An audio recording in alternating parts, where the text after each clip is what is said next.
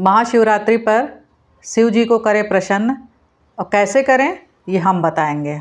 जय माता दी। आप सबका मेरे चैनल में स्वागत है। आशा करती हूँ कि भोले बाबा की कृपा से आप सब लोग स्वस्थ होंगे। सिर्फ धतूरे चढ़ाने से नहीं ख़त्म होगी दरिद्रता और बेलपत्र चढ़ाने से नहीं बनेंगे बिगड़े काम। आज मैं आप सबको बताने वाली हूँ कि लोग धतूरा, आँख के पत्ते और बेलपत्र शिवलिंग पर चढ़ाते हैं, पर आज मैं उन 10 पत्तों के बारे में बताने वाली हूँ जिसको चढ़ाने से शिव जी बहुत प्रसन्न होते हैं।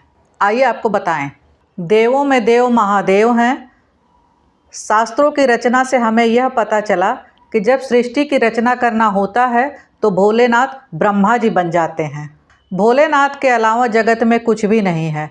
बहुत दिनों तक भोलेनाथ के आँख खुले रहने के कारण ताड़कासुर राक्षस का वध करने के बाद उनके आँख से जो आंसू निकल रहे थे और उससे उत्पन्न हुआ रुद्राक्ष का पेड़, और दूसरी आँख से जो उनके आंसू निकल रहे थे उससे उत्पन्न हुआ अशोक का पेड़।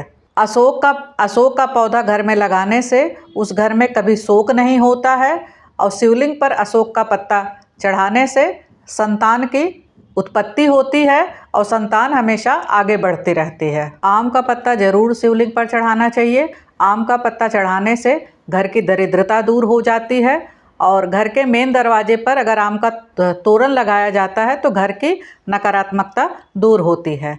आम का पत्ता हमारे सनातन धर्म में इसका बहुत ज़्यादा महत्व है।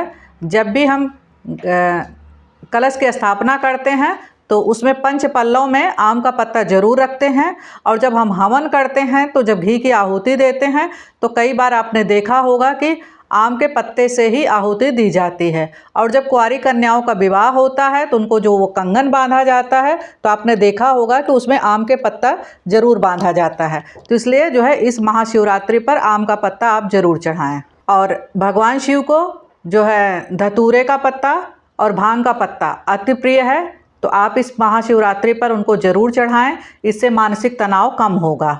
अगर आपके घर में किसी चीज़ की रुकावट आ रही है, कोई काम नहीं बन रहा है, तो आप इस महाशिवरात्रि पर अनार के रस जरूर चढ़ाएं, अनार का पत्ता उन्हें चढ़ाएं। अगर आप जो है 3 लीटर अनार के रस से उनका अभिषेक कराते हैं किसी अच्छे पुरोहित से, तो यकीन मानिए कि आपके घर में अगर दरिद्रता है और अगर आप कर्जे में हैं तो वो घर से सब कुछ बाहर हो जाएगा और लक्ष्मी आपके घर में आना शुरू कर देंगे। बरगद का पेड़ त्रिमूर्ति का पेड़ कहा जाता है। उसमें ब्रह्मा, विष्णु, महेश जी निवास करते हैं। बरगद के पत्ते शिवलिंग पर चढ़ाने से आप दुर्घटना से बचे रहेंगे। इसलिए इस महाशिवरात्रि पर बरगद का पत्ता आप जरूर चढ़ाएं। और अगर किसी का गंभीर आयु संकट है और बार बार एक्सीडेंट हो रहा है, दुर्घटनाएं हो रही हैं, तो बरगद का पत्ता जरूर चढ़ाएं शिवलिंग पर। बेल का पत्ता चढ़ाने से मृत्यु तुल्य कष्ट खत्म होता है, और बेल के वृक्ष के नीचे दीपक जलाने से आपको ज्ञान मिलेगा, क्योंकि जो है बेल के वृक्ष के नीचे लक्ष्मी जी का निवास रहता है। कोई भी ग्रह, 9 ग्रहों में से कोई भी ग्रह अगर आपको परेशान कर रहा है तो इस महाशिवरात्रि पर पीपल का पत्ता शिवलिंग पर जरूर चढ़ाएं। 9 ग्रह शांत होंगे आपके।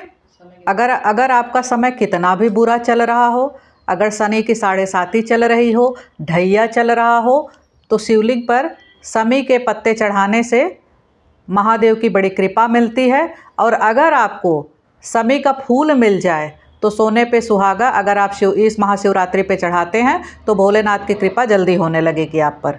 पितरों की कृपा पाने के लिए, और अगर आपके घर में कोई बहुत बड़ी लंबी बीमारी से जूझ रहा है तो आप जो है नीम के पत्ते को शिवलिंग पे जरूर चढ़ाएं। भोलेनाथ की कृपा होगी। नीम को शीतला माता कहा जाता है। कुंडली में अगर आपके शनि, राहु, केतु का दोष है तो आप जो है नीम के पत्ते शिवलिंग पर जरूर चढ़ाएं, क्योंकि उसमें जो है माता शीतला का वास होता है।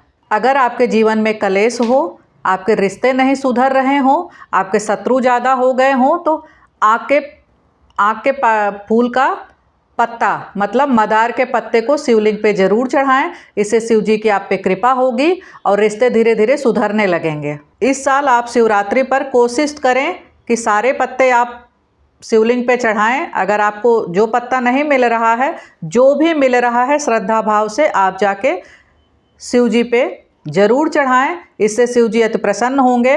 इस महाशिवरात्रि पर एक बार ये करके देखिए। मैंने सारे पत्तों के बारे में जानकारी दिया है। अगर आप सबको मेरा वीडियो पसंद आया हो तो लाइक शेयर सब्सक्राइब जरूर करें। जय माता दी।